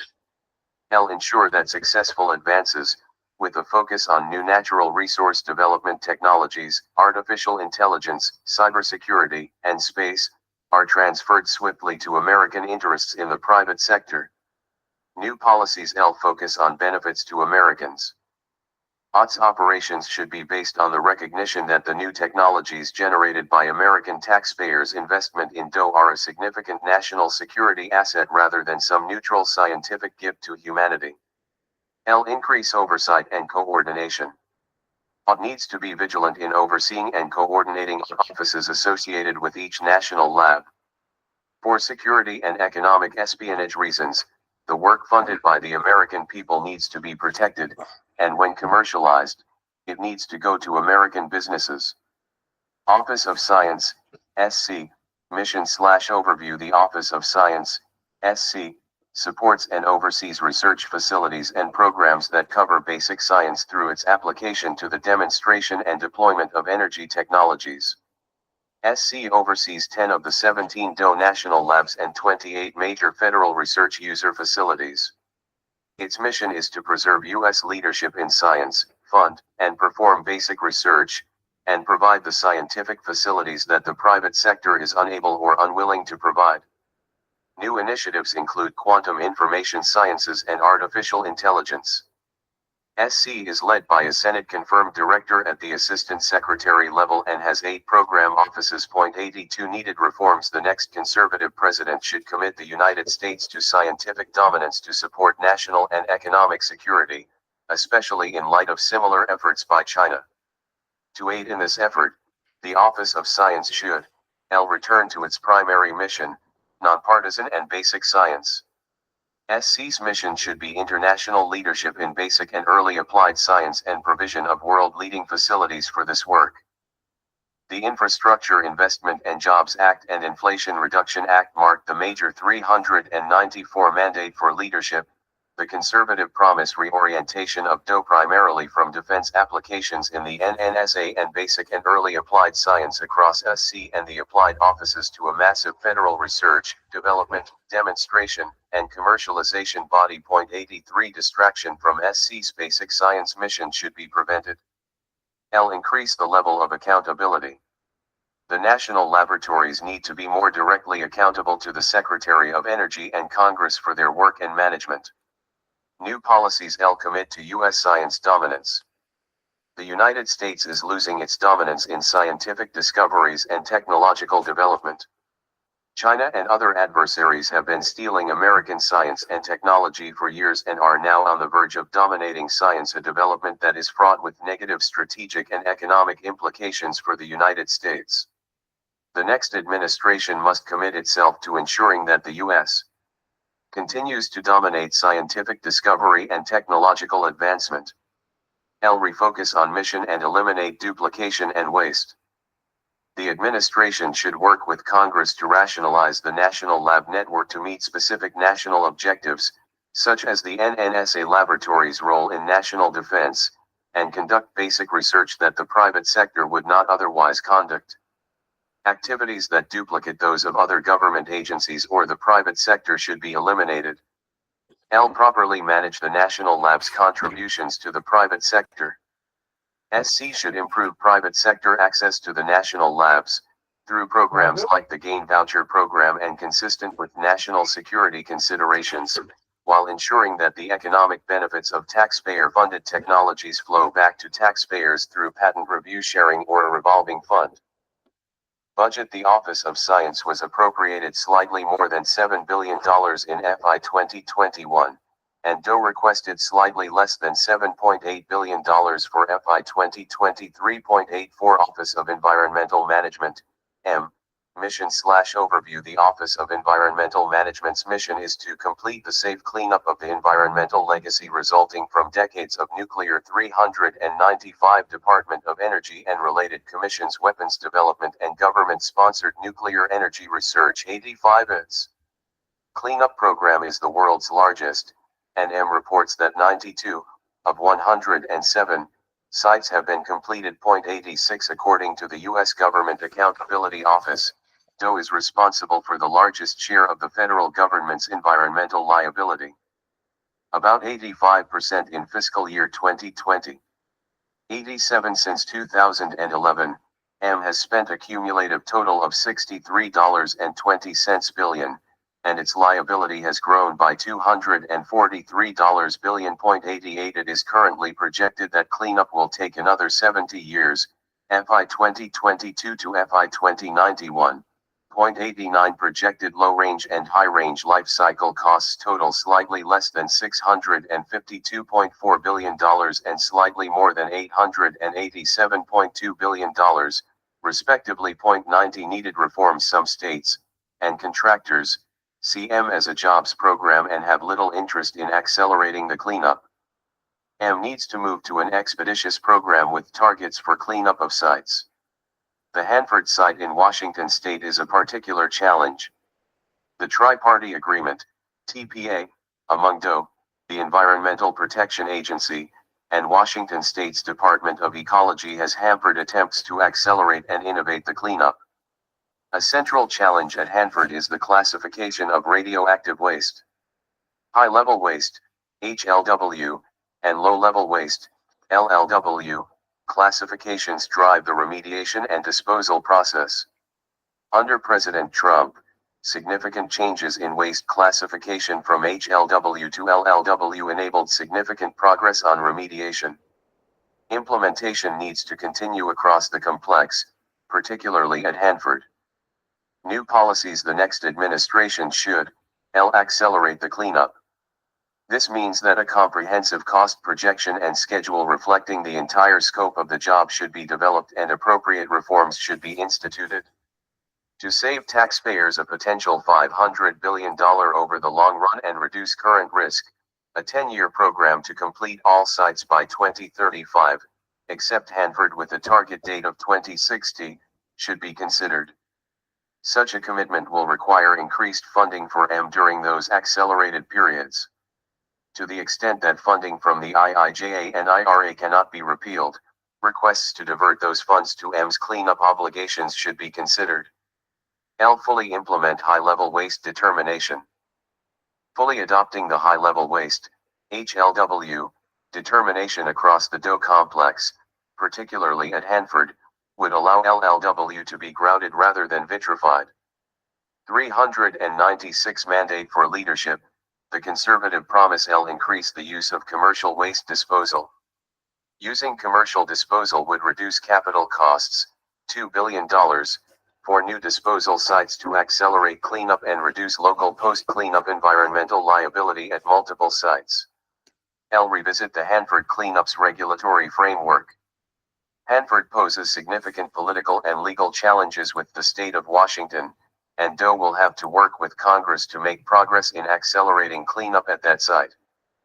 DOE and EPA need to work more closely to coordinate their responses to claims made under the TPA and work more aggressively for changes, including congressional action if necessary, to achieve workable cleanup goals. Establish more direct leadership and accountability to the Deputy Secretary consistent with Government Accountability Office recommendations. 91 Change environmental management's culture to promote innovation and completion. Budget. Environmental management received slightly less than $7.6 billion in FY 2021, and its budget request for FY 2023 is approximately $8.06 billion. 92 The additional funding necessary to accelerate closure of the program will need to be considered as part of a broader government-wide discussion about yearly appropriations. Office of Civilian Radioactive Waste Management, OCRUM, currently Office of Spent Fuel and Waste Disposition, Mission/Overview. The Nuclear Waste Policy Act, NWPA, of 1982 conferred the responsibility for commercial nuclear waste disposal on the federal government. 93 And in 2002, Congress designated a single repository located at Yucca Mountain in Nevada as the National Repository Site. The act also established the Office of Civilian Radioactive Waste Management, OCRUM. 94 The Obama administration shut down OCRUM in 2010. The Office of Spent Fuel and Waste Disposition, which is headed by a non-confirmed Deputy Assistant Secretary in the Office of Nuclear Energy, is currently responsible for the management of nuclear waste, and interim disposal is taking place on various sites.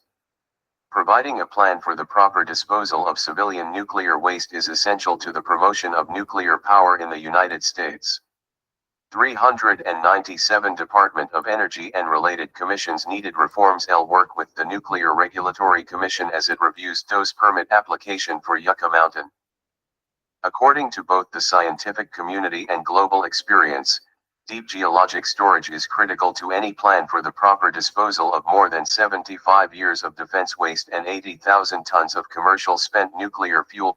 95 Yucca Mountain remains a viable option for waste management, and DOE should recommit to working with the Nuclear Regulatory Commission as it reviews DOE's permit application for a repository. Finishing the review does not mean that Yucca Mountain will be completed and operational, it merely presents all the information for the state of Nevada, Congress, the nuclear industry, and the administration to use as the basis for informed decisions. Reform the licensing process. The reactor licensing process is inadequate. Fixing nuclear waste management will require wholesale reform that realigns responsibilities, resets incentives, and introduces market forces without creating chaos within the current nuclear industry that has been built around the current system. L. Produce concrete outcomes from consent-based siting. Beginning in the Obama administration and resurrected during the Biden administration, consent-based siting for a civilian waste nuclear repository has been a way to delay any politically painful decisions about siting a permanent civilian nuclear waste facility. In 2022, DOE announced $16 million to support local communities in consent-based siting. 96 The next administration should use the consent-based siting process to identify and build temporary or permanent sites for a civilian waste nuclear repository, or repositories. New policies. L. Restart Yucca Mountain licensing. DOE should restart the Yucca Mountain licensing process. Any continuation of interim storage facilities should be made part of an integrated waste management system that includes geologic storage. Further, building on the consent-based siting process already underway, DOE should find a second repository site. L. Fix the policy and cost drivers that are preventing nuclear storage.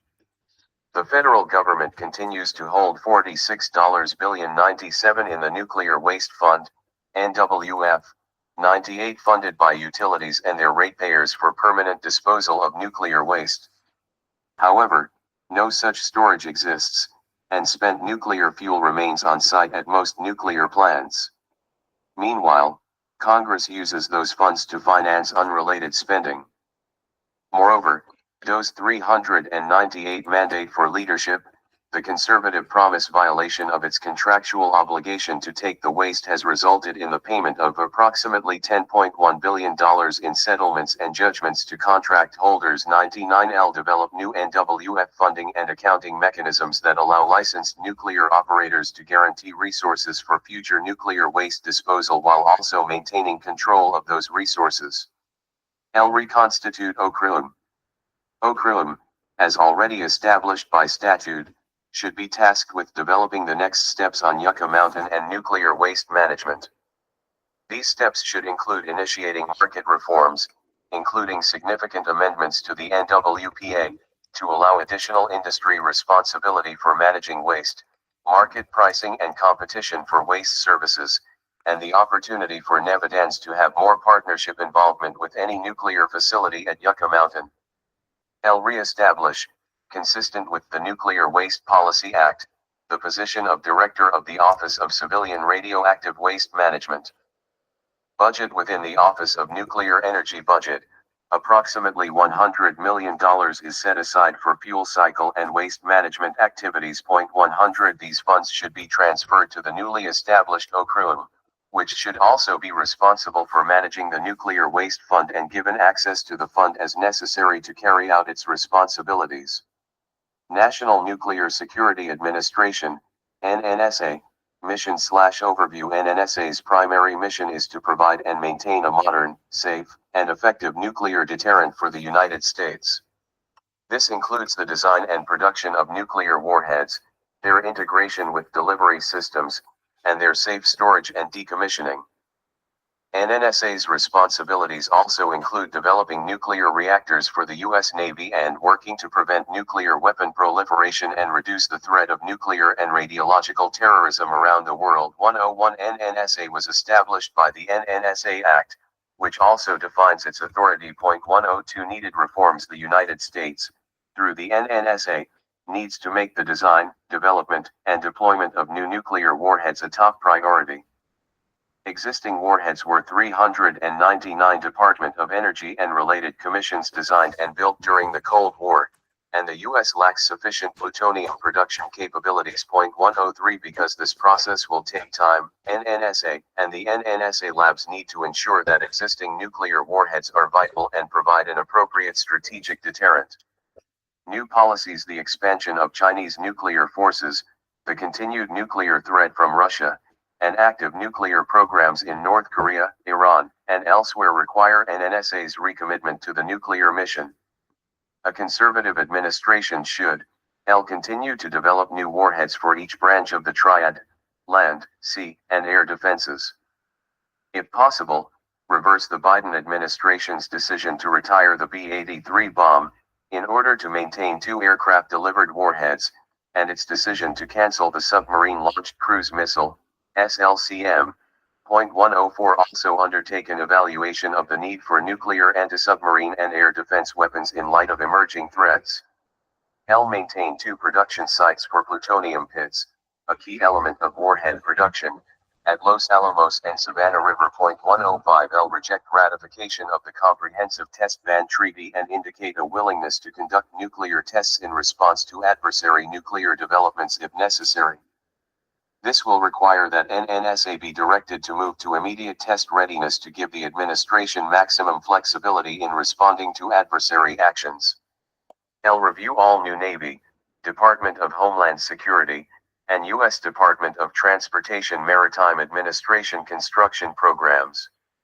The review should be conducted by the Director of Naval Reactors, DNR, with an eye to the possible inclusion of advanced affordable nuclear reactor technology and extension of DNR authority over these agencies' nuclear construction programs.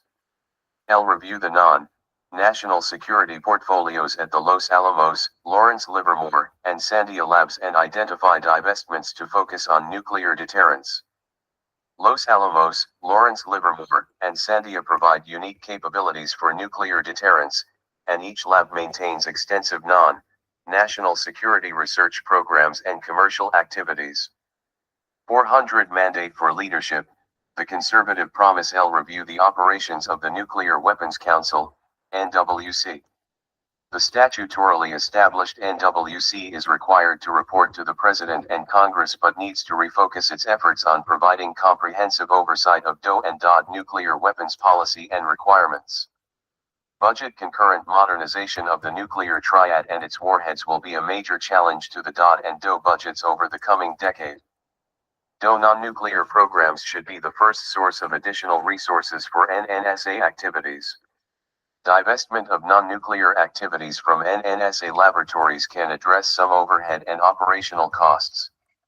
NNSA received $19.7 billion in 2021, and its FY 2023 budget request was $21.40 billion. 106 The next administration should ensure that funding is targeted to the accelerated development of new warheads. Personnel. NNSA has tended to act as though it is not part of DOE and has resisted oversight by the Secretary of Energy. The NNSA Act grants some autonomy to the NNSA, but it also makes it clear that NNSA is under the authority of the Secretary. NNSA's leaders need to understand that ultimately, they report to the Secretary. FERC, Electric Reliability and Resilience Mission / Overview. The Federal Power Act tasks FERC, along with the FERC-designated North American Electric Reliability Corporation, NERC, with promoting the reliability of the bulk power system, the transmission and generation needed to power the electric grid. 107 NERC develops technical standards, and FERC adopts them as mandatory standards, including cybersecurity standards, with which transmission providers, generators, and utilities must comply. Under the Federal Power Act, critical electric infrastructure security and issues like electromagnetic pulse, EMP, are addressed by both FERC and DOE. 108 In addition, the Infrastructure Investment and Jobs Act directed FERC to establish incentive-based rate treatments by encouraging utilities to invest in advanced cybersecurity technology and participate in cybersecurity threat information sharing programs. Needed reforms. There is a growing problem with the electric grid's reliability because of the increasing growth of subsidized intermittent renewable generation, like wind and solar, and a lack of dispatchable generation, for example, power plants powered by natural gas, nuclear, and coal, especially during hot and cold weather. 109 FERC and NERC have been studying the potential for generation shortages across the 401 Department of Energy and related commissions nation in the summer. 110 and winter. 111 Cyber and physical attacks also threaten the grid. Specific areas for reform include the following. L. Limit the impact of subsidized renewables on price formation. Subsidized renewable resources are undermining electric reliability in RTOS. The increase in subsidized intermittent resources is undermining the ability of RTO's pricing models to support the reliable dispatchable generation that is needed to serve the grid at all times. 112L Reform the application of reserve margins. Reserve margins have become largely meaningless. Traditionally, the electric industry has used reserve margins to ensure that the grid has enough power plants to guarantee reliability. Generally, reserve margins represent the amount of generation available, power plants, to meet peak electric demand, the time of day and year when people are using the most electricity, plus a percentage of additional generation for backup. 113 However, given the increasing number of intermittent resources, like solar, which may be available during the heat of the day but disappears as the sun sets, other dispatchable generation needs to be available to meet customers' electricity requirements. Therefore, the definitions and calculations of reserve margins and peak load need to be updated to focus on the modern grid's reliability challenges for all times of the day and year. L. Recognize the interdependence of electric generation and natural gas. The interdependence of electric generation and natural gas pipelines continues to grow. Given natural gas's important role in generating electricity, especially as backup when renewables are not available, lack of natural gas pipelines or attacks on existing pipelines could threaten our ability to generate electricity. L. Expand resource diversity and reliability. Resource diversity is needed to support grid reliability. Pressure to use 100% renewables or non-carbon emitting resources threatens the electric grid's reliability. A grid that has access to dispatchable resources such as coal, nuclear, and natural gas for generating power is inherently more reliable and resilient. L. Protect against cyber and physical attacks.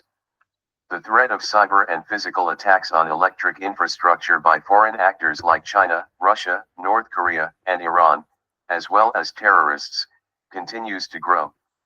The attacks with guns on substations in North Carolina in December 2022 that left customers without power demonstrate the grid's vulnerability. 114 402 Mandate for leadership. The conservative promise new policies. L. Reform RTOS to require reliability. FERC should direct RTOS to establish reliability pricing for eligible dispatchable generation resources or require intermittent resources to procure backup power for times when they are not available to operate. In addition, Congress should repeal subsidies for generation resources. L. Update the definition and calculation of reserve margins to support reliability. FERC, NERC, and DOE should revise the definition of reserve margins to ensure the grid's reliability throughout the day and the year. This will mean recognizing that reserve margins may need to consider net peak and exclude non-dispatchable resources from inclusion in reserve margin calculations. L. Expand and protect natural gas infrastructure in support of electric generation. FERC needs to ensure that its consideration of natural gas pipeline applications recognizes the role that natural gas plays in electric reliability. FERC also needs to make sure that RTO pricing mechanisms support generators that need to contract for natural gas service on a firm basis. L. Support resource diversity and reliability. FERC, NERC, and DOE play key roles in balancing consumer, industrial, and national defense interests to ensure an ongoing reliable, plentiful, and accessible national electricity supply. NERC reliability reviews and FERC's reliability roles should be aware that over-reliance on any one power generation fuel source entails concurrent cost and availability risk. FERC should reform market rules that unduly discriminate against dispatchable resources needed for reliability.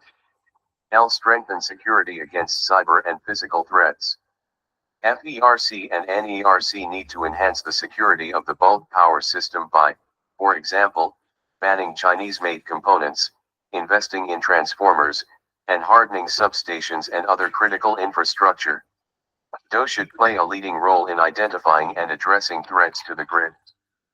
FERC, RTOS/ISOS and Electric Power Markets Mission/Overview. For more than 20 years, FERC has issued regulations and directed policies for the creation and operation of regional transmission organizations, RTOS, and independent system operators, ISOs, to manage the dispatch of Generation and 403 Department of Energy and related commissions transmission of electricity. 115 Under the misnomer electric power markets, these regulatory constructs use marginal price clearing auctions. In some cases both hourly day-ahead auctions and 5-minute day-of-need auctions, and locational marginal pricing to procure electric generation and set prices to meet the needs of the grid. Some RTOS also have capacity auctions. Of the nation's 7 RTOS, 6 are subject to FERC jurisdiction, but not ERCO in Texas. Areas without an RTO include the Southeast and portions of the West, although California is in an RTO. Needed reforms. Too many conservatives have assumed that because RTOS are described as electric power markets, market forces of supply and demand set electric prices and benefit customers. RTOS are complex regulatory constructs, with rules set by FERC, that obscure government interference and preferences for preferred resources. Furthermore, government preferences and subsidies for resources like wind and solar distort price formation for electricity that is undermining the reliability of the grid. Finally, customers are not seeing the full economic benefits that non-fuel, subsidized resources should provide. Additionally, electric reliability is threatened in many RTOS. As subsidized renewables, like wind and solar receiving tax credits, and state renewable portfolio standards, RPs, programs have disrupted market functions, price distortions have driven out reliable, dispatchable resources like coal, natural gas, and nuclear generation in various RTOS. The result, electric reliability is decreasing in many parts of the country. 116 As noted, FERC and NERC have been studying the potential for summer and winter shortages. 117 LRTOS are not providing the full economic benefits of renewables to customers.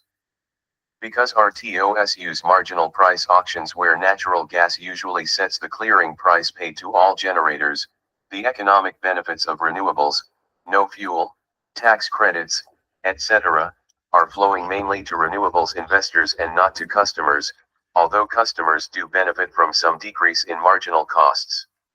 Yet reliability is decreasing, so customers are getting the worst of both worlds, paying more for electricity and having less reliability for the money. Big Green and Big Tech want RTO expansion. Renewable developers, large industrial users, and Big Tech tend to want RTO expansion for their own economic and ESG reasons. These entities can benefit economically from the complexity and marginal pricing regime of the RTOS. Increased costs and reliability problems are often shifted to other customers. 404 Mandate for leadership.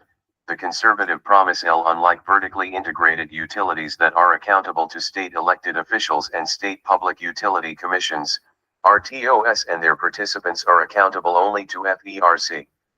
Even then, however, accountability is indirect through the tariffs, rules, that the RTOS adopt and FERC approves. In addition, unlike utilities, generators in an RTO have no obligation to serve customers. New policies. FERC must make reliability of the grid and service to end-use top priorities. To do so, it should, re-examine the premise of RTOS. RTOS no longer seem to work for the benefit of the American people. Marginal price auctions for energy are not ensuring the reliability of the grid and are not passing the full economic benefits of subsidized renewables onto customers. FERC needs to re-examine the RTOS under its jurisdiction to make sure that they procure reliable and affordable electricity for the benefit of the American people. Ensure that RTOS return to market fundamentals so that they serve customers, not special interests and political causes. FERC should require RTOS to ensure that reliable, dispatchable resources are properly valued to provide electricity when needed for the benefit of customers.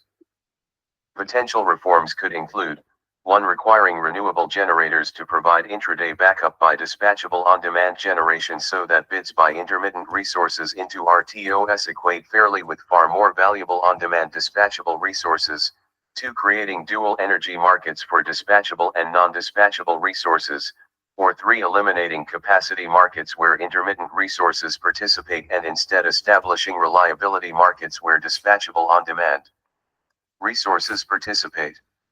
Alternatives to marginal price auctions also should be considered. Direct the RTOS to ensure that the economic benefits of renewables, like tax credits and no fuel costs, are passed on to customers. 405 Department of Energy and related commissions and undue discrimination that allows subsidized resources to distort price formation in RTOS. Affirm its commitment that states will decide whether to join an RTO instead of imposing RTOS on regions that do not want them. FERC should also consider allowing states to enter into non-RTO power pools with alternative structures for the sharing of resources and electric generation.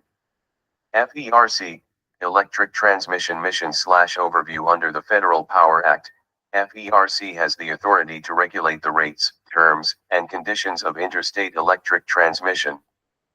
Pursuant to court cases, interstate transmission can be entirely within a state, although the part of Texas served by ERCO is not under FERC transmission jurisdiction. Needed reforms. FERC has been considering how to plan for and allocate costs for new transmission lines and how new generation resources will be interconnected to the transmission grid. Transmission expansion and replacement decisions are usually made by local utilities or by an RTO or regional planning entity. Through two major rulemakings 118, FERC is attempting to facilitate the building of more long-range transmission lines and to socialize more of the costs of transmission build-outs to more customers in order to make it cheaper for renewable developers, primarily, to interconnect to the grid and sell their power. Socializing such costs is a form of subsidy for generators and will cause further price distortions in RTOS and ISOs that will make it less economical for reliable, dispatchable resources like coal, nuclear, and natural gas to stay operational and support reliability. 119 Also, under the Infrastructure Investment and Jobs Act, DOE and FERC are granted authority to site and permit high-priority transmission lines as National Interest Electric Transmission Corridors, NIETCs. The Inflation Reduction Act provides funding to DOE to support transmission expansion. 120 These initiatives will undermine state input and decision-making. FERC will consider rules on how neat transmission applications are to be made. New policies. FERC should either change course on its existing transmission rulemakings, if still in progress, or issue a new rulemaking. 406 Mandate for leadership. The conservative promise ensure that transmission planning and interconnection processes are resource neutral.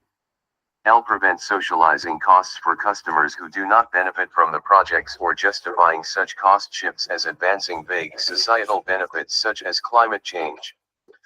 Stop cost allocation from becoming a subsidy for generators, such as renewables. With respect to NIETCs, FERC and the new DSAs should ensure that state interests are respected and not allow such neat transmission lines to be developed as a mere subsidy to renewable developers.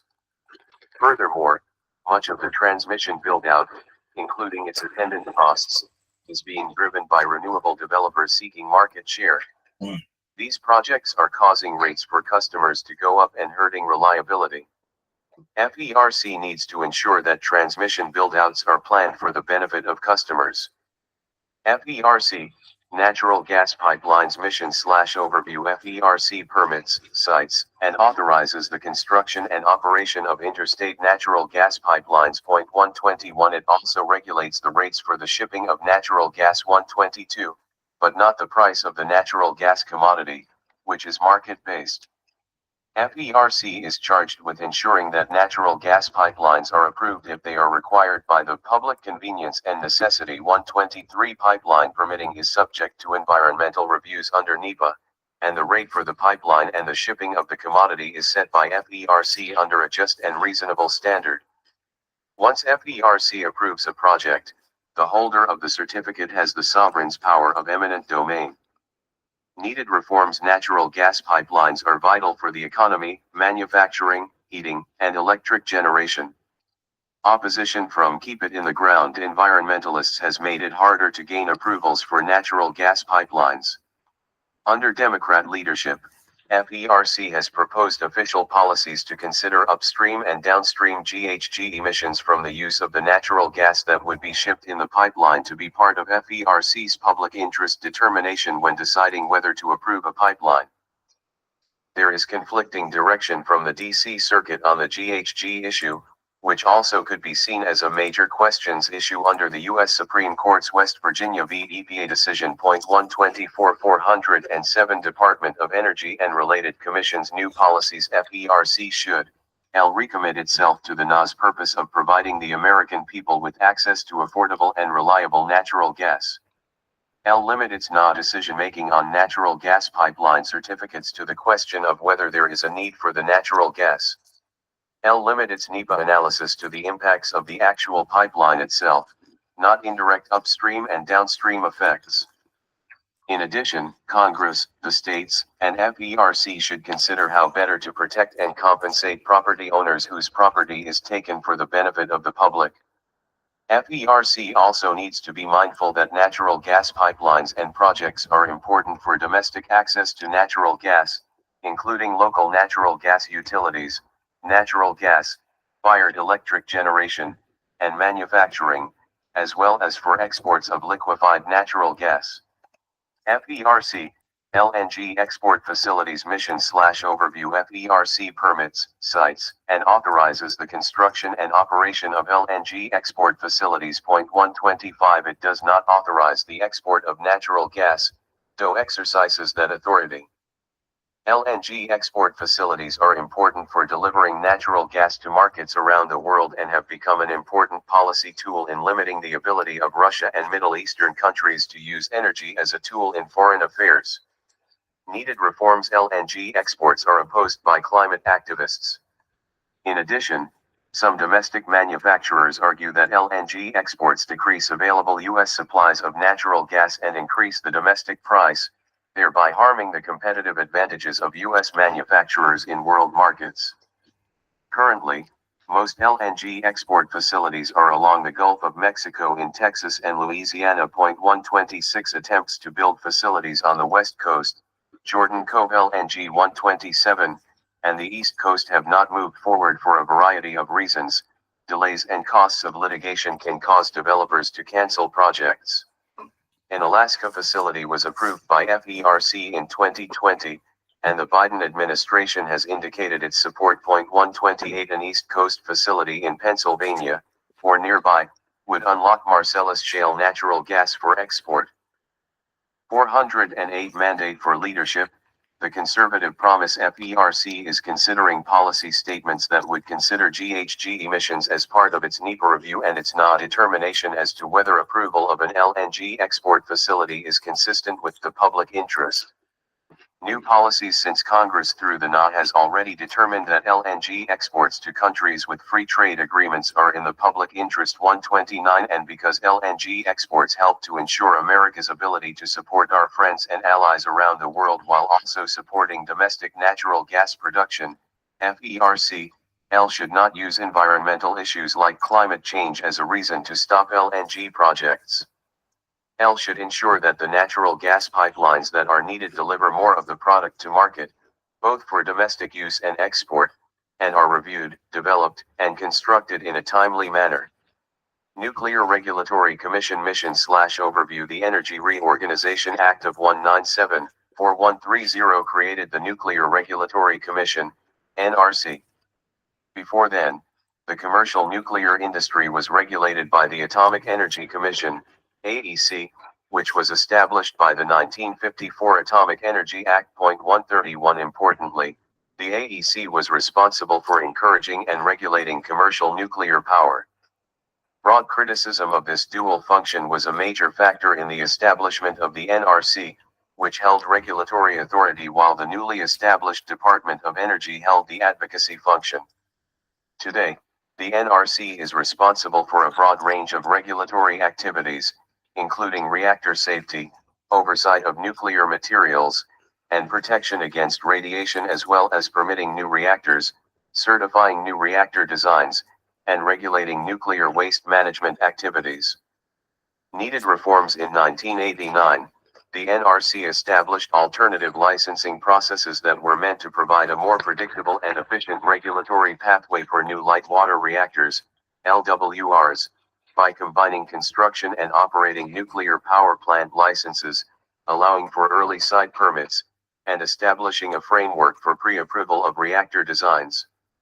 More recently, the Nuclear Energy Innovation and Modernization Act directed the NRC to establish a technology-neutral licensing process for new, advanced reactor technologies. 132 Despite these efforts, the NRC remains a significant cost and regulatory barrier to new nuclear power. Especially 409 Department of Energy and related commissions. Frustrating is that these costs to a large extent are due to the agencies being overly prescriptive rather than outcomes focused and fall on well-known and understood LWR reactor technologies. New policies. While refocusing its regulatory efforts on new reactor technologies, the NRC should also continue to ensure the security of radiological sources and mitigate cybersecurity risks across the industry. Applications for combined operating licenses, COLs, and design certifications that rely on light water technology should generally be completed within 2 years. Early site permits should generally be issued within 1 year for construction on or adjacent to an existing reactor site. Additionally, the NRC should expedite the review and approval of license extensions of existing reactors, which will require the NRC to streamline and focus its NEPA review process. Set clear radiation exposure and protection standards by eliminating ALARA, as low as reasonably achievable, as a regulatory principle and setting clear standards according to radiological risk and dose rather than arbitrary objectives. Work with Congress to reform its funding approach so that licensee fees are generally required for activities that are specific to a regulated entity, with other agency costs being provided through normal appropriations. Budget. In FY 2022, the NRC was required to recover approximately 85% of its $887.7 million budget through licensee fees. 133 The Nuclear Energy Innovation and Modernization Act requires the NRC to recover nearly all of its costs through fees. These reforms would likely not cost additional money but could rebalance the fee versus appropriations calculation. Authors note, the preparation of this chapter was the work of many individuals. All contributors to this chapter are listed at the front of this volume, but I wish to give special thanks to Brent Bennett, Willis Bixby, Travis Fisher, Ben Lieberman, Brian McCormick, Tom Pyle, Mark Robeck, Daniel Simmons, Jack Spencer, Katie Tubb, and David Walsh. Though informed by many, the author alone assumes responsibility for the content of this chapter, and no views expressed herein should be attributed to any particular individual. All right, so let's go ahead and talk about it.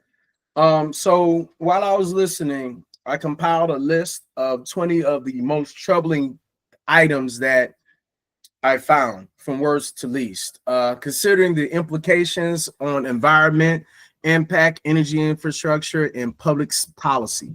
Most troubling was the socializing cost for renewable transmission, FERC. The practice of socializing the cost of renewable energy transmission builds the infrastructure that disproportionately benefits developers while raising costs for consumers who don't benefit directly. This may lead to higher energy prices and undermines grid reliability. Number two, RTOs, prioritizing special interests over consumers. The current structure of RTOs fails to ensure that electricity is produced efficiently, with renewable energies market share increasing but not always benefiting consumers. This can lead to unreliable grid service, increased energy costs, and distorted pricing that harms public interest. Number three, transmission build outs for renewables disrupting ecosystems. So this right here, we're talking about transmission lines that favor renewable energy could endanger sensitive ecosystems, including water bodies and green spaces. The rapid expansion of renewable energy infrastructure must be balanced with environmental sustainability to avoid unnecessary habit destruction. All right. Number 4, lack of state control over RTO participation. Mandating RTOs in regions that do not want them undermines state rights and can force regions to adopt systems that don't align with their environmental or economic priorities. States should have the autonomy to make decisions based on local needs and ecological concerns. Yeah, I agree with that. And states do need to have the ability to, because they know their environment better than the others. All right. Number 5, overly prescriptive NRC regulations for nuclear reactors.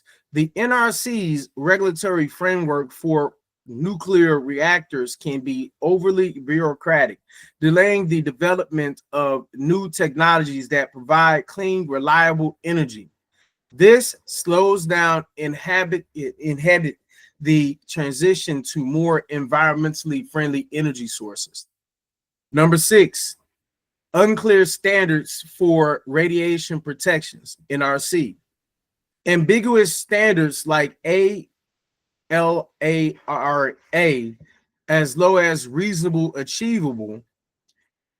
Let me say it again. As low as reasonably achievable for radiation exposure can undermine safety and accountability. More precise guidelines and are necessary to ensure that environmental safety and public health are adequately protected. Number 7, approval. Again, number 7, approval of LNG export facilities without adequate environmental review. LNG export projects could compromise local ecosystems, particularly along sensitive coastlines. FRAC should incorporate stricter environmental safeguards to protect air quality, water resources, and habitat preservations before approving such projects. Number 8, using climate change as a reason to stop LNG projects. While climate change is a pressing issue, preventing LNG exports could restrict energy independence in international relationships, hurting U.S. strategic energy interests without providing substantial environmental benefits in the process. Number 9, unrealistic focus on marginal price auctions, RTO.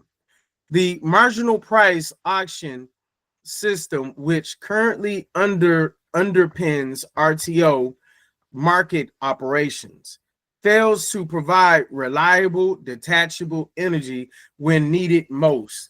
This system undervalues energy resources like natural gas, nuclear, and hydroelectric that are vital for grid stability. And the last one we're going to go over, and you can go through 11 through 20 on your own with the link below. Number 10, inadequate environmental reviews for gas pipeline projects. FRAC's approval process for natural gas pipelines has been criticized for its inadequate environmental reviews, leading to possible harm to local water resources and ecosystems, especially if projects ignore cumulative environmental impacts. So what I'm gonna say about the way that we are handling our EPA is we're not really taking care of the environment when we think about them zombie whales. And what I plan on doing later is coming up with more detailed workshop on these chapters where it's going into the minutia of what these pages are doing in real life. Right now, I'm just focused on the pages. I'm not focused on like showing and pointing out the inaccuracies and what is accurate about what they're doing or saying. I'm learning, and I'm hope you're learning too.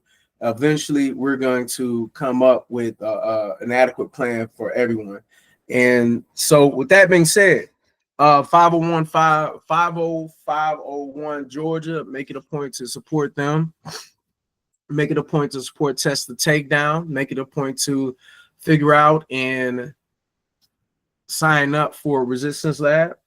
Outside that, I wish you a bid you adieu.